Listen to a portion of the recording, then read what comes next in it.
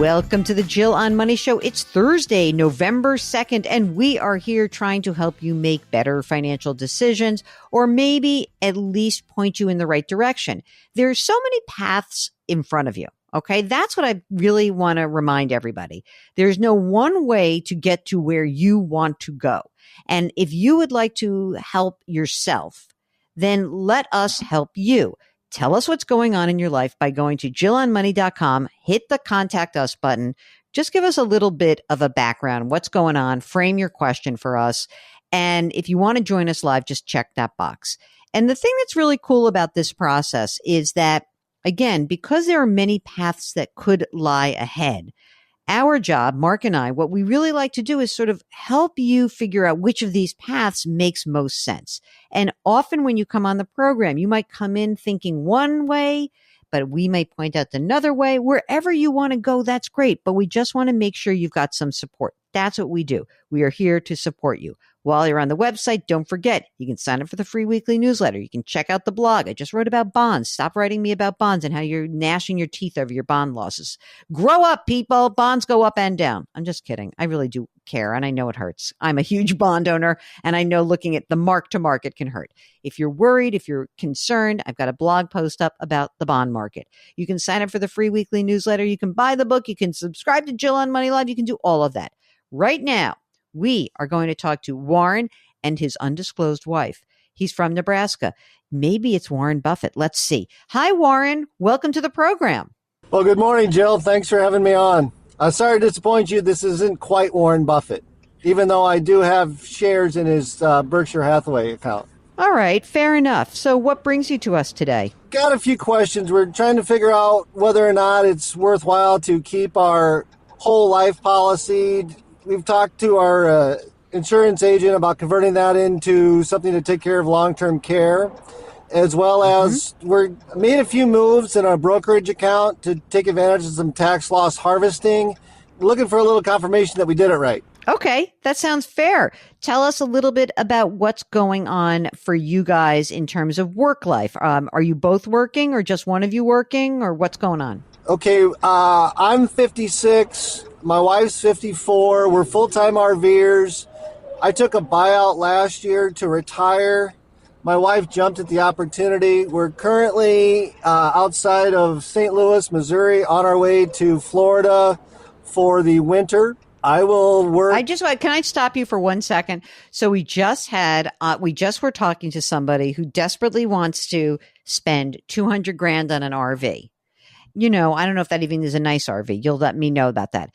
And the question really was, like, we were saying to them, like, well, why are you going to do that if you don't have the time to do it? So how did you figure out that in your mid 50s that you could do this? We had a call with a financial analyst. As our call ended, this was in like 2017, 2018, she goes, I don't know why you guys keep talking about 64, 62, or 67, 65. You guys could retire in like 2024, 2023. And my immediate response was, you don't tell us that at the end of our call. Shouldn't you tell us that at the beginning of our call?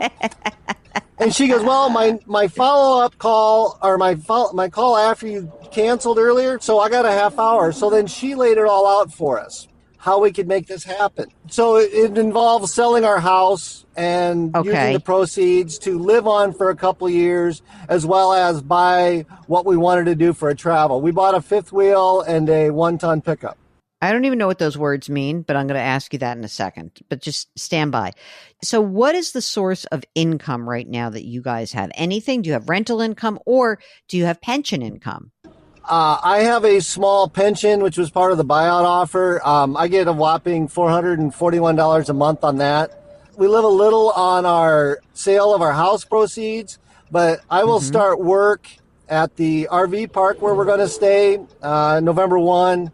And I make roughly $1,900 a month gross, or at least that's what I did for January through March. We'll see if that stays the same. Okay. So what does your expense side look like? You know, with a small pension, you do a little part-time work, but what do the expenses look like for you on an annual basis? Roughly $45,000 to $50,000. I presume because you're flying all over the country there or driving all over the country, do you have grown children or no children? We do not have any children. This is part of the whole full-time RVer thing, I think. Can you imagine if you had two little rugrats and you had to put them through college? There goes your RV money. You're done. Let's talk about the amount of money you've saved. You said you sold the house. There are proceeds. What's left of the proceeds of the home sale? Roughly $75,000. Okay. And is that just sitting in a cash account or invested? What is that? Where It's is that sitting now? in a high yield savings account. What about other savings that you've done? Tell us about what you've done so We far. have roughly $35,000 in an emergency account. My wife has $217,000 in a traditional IRA, $250,000 in a Roth. The brokerage account that we talked about, the tax loss harvest, is a little over $21,500. She's eligible for a pension next year. She worked fewer years than I did, so hers is like $220 a month next year. If she waits till 65, it goes up to about $320. For me, I have $13,000 in cash sold my sick leave and vacation. I had to leave it with the former employer for a year. Now I'm eligible to transfer it as I wish. I also have $40,000 in an old 457 account with that former employer. I have $152,000 in a Roth, $124,000 in a traditional IRA, and one move we made before I retired. I've got $204,000 in a traditional IRA with a previous employer because of the tax breaks. You can claim it after 55 with your last employer.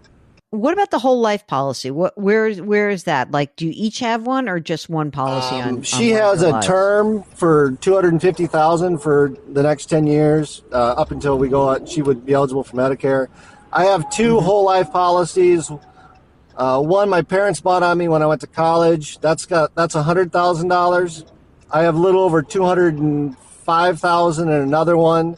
That's the one that we'd look to roll over into the long-term care. It's got roughly about $80,000 in cash value. That one does.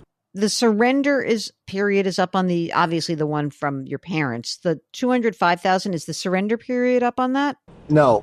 Yes, it is expired. Sorry. Okay, good. Just want to make sure. So let's talk a little bit about your brokerage account. You're managing that yourself. Are you also managing all these other accounts on your own? We were fortunate enough to have employers that have TIAA manage their accounts. We've kept those for the traditional and Roths. They pretty much have overseen the brokerage accounts. When we met with our advisor in the spring, he was like, we talked about a few things going on, and he's like, well, you got all this tax loss harvesting you could do in your brokerage account. And he goes, I can't do that for you, but I can tell you, I can encourage you to do it. So that's what we did. Right. Great. So you sold some losers, right? Correct. And what was the total amount of loss that you claimed on that account for this year, for 2023? We went a little nuts. Okay. So about 8,500. We know that we can carry it over a couple years. Right. Absolutely. Although you could take gains also if you want to just reposition some money. If you feel Which like is you're what in our something that's advisor like, just gave us a little heads up. He goes, hey, you might want to take advantage of some growth in your brokerage account here and move forward. And so what is it that and you've been doing this for how long, the full-time RVing? the house sale went through June 3rd or mid-July. The RV came about 2 weeks later, and we've hit the road ever since. If you look at like the money you're going through, you do feel comfortable that the 45 to 50 grand is pretty much all in, right? In terms of your needs. Yeah, we've had a few unforeseen expenses, but they didn't knock us out of our budget. What's the game plan that you keep doing this for 10 years or 12 years and then you claim your Social Security benefit and then you're kind of golden and like you'll spend some of your money down? Is that what the general game plan is? We hope to do this till we're 70 or until the body tells us that, it's tired and it doesn't feel like fixing a tire blowout that happened last night on the road. Oh, dear. Okay. Would you claim Social Security at your full retirement age or 70, do you think? We're doing the great debate between full retirement and 70 right now. Okay, couple of things. It sounds like there are two different people who are giving you advice, right? There's the woman who's like, "Hey, you can quit now." Is she still in your life in terms of investment advice? She actually took her own advice and retired. Then she was with a previous employer, but we took all the information that she gave us and went and met with our, turnover happened. So our former advisor with TIAA, and he goes, no, that can't happen. And I go, well, here's all the data. And so then he ran through the whole thing and he was like, yeah, you guys can really do this. All right, good luck. What's funny about it is the reason why I say that is as you were telling me the story, I was like, no way. I literally was in the back of my head. I'm like, no way. But you're telling me the story. And now I think I understand why it can work. Also, because it sounds like you're willing to hustle a little bit, when, you can make the $1,900 a month and maybe it's not $1,900 a month every month for 12 months, but that you can bring in a few extra bucks for a while, right? What is the amount of money that you think you will bring in for a full year of part-time work? What's that amount? Right now, we've got it kind of figured out between our pension, interest. We're trying to come up with between $19,000 and $21,000. Our insurance broker in terms of health insurance was he goes, here's your kind of sweet spot so you can qualify for some plans on the healthcare marketplace and yet not be completely like cash. You can't. Then you're not digging into the portfolio and making too much money. Correct. And depleting too much of the money. All right. So let's talk a little bit about the brokerage account. So everyone listening, this is a great question because we're coming into the end of the year. And I think when you look at tax loss harvesting, the goal is to identify the positions that are in your taxable brokerage accounts or taxable accounts that have losses. Now, for many people, that could be if you bought bonds in the beginning of the year. It could be that you bought a stock at the wrong time. It could just be a strange thing that's kicking around in your portfolio that's gone down. You identify the amount of the losses you have. And in your case, $8,500, right? Correct. Now, what you can do concurrently is you can say, let me see if there is some money that I want to take off the table in terms of gains. So maybe you can identify $2,000 or $3,000 of money that you're like, you know what? I'm going to trim this position. It's okay. I'm going to start over. But you can take up to the amount of losses in your gains and have no actual tax cost of reallocating your portfolio. So you could potentially sell up to $8,500 of gains if you wanted to. If you don't do that, then as you now know, I'm just saying this for everyone else, whatever is the unused portion of losses, you can take $3,000 against your ordinary income and claim that, and you can carry forward that loss to next year because maybe next year you won't have any other losses, but you have some gains still, and you can take the gains against the losses that you had from the previous year. It's a very good habit to have if you have a taxable account. And for those of you listening who are like, there's no way I'm going to do that, many of the automatic platforms like a Betterment and some of the service advisor at Vanguard and Schwab, many of them will do this for you for that 0.25% a year or 30 basis points a year. So this is obviously the smaller part of your total portfolio. I guess that there's a question that I have around converting the whole life policy into long-term care, because I don't know if you need it. I wonder if it might be more valuable to you to have the cash value of those two policies in your brokerage account so that you basically have the ability to have more liquidity and flexibility. So have you talked a little bit about that with the advisor about, why buy long-term care? Maybe is it better for us to just have the money and add that to our brokerage account? Did you guys ask that question? Not to our TIAA representative. I would ask that question. Look, so you're kind of young on the long-term care, number one. Number two, long-term care is expensive. I mean, yes, you are sort of a bit in the sweet spot in that You have assets that you could plow through if one of you were to get sick. That's true. On the other hand, I'm also worried about like longevity. Do you guys have longevity between the two of you and your families? Might it be worth it for you to potentially have access to your money rather than tie it up in a long-term care policy or some other permanent insurance policy that would be problematic for you guys? I don't know. Mark, do you have an opinion about that? Do you know what I'm saying? That like maybe we should actually just grab that money and add it so that they have access to the money, considering they need access to the money? Unless he's changing a lot of tires in the middle of the night on a dark road. Yeah, exactly right. And to be careful when you change the tires, and we're good.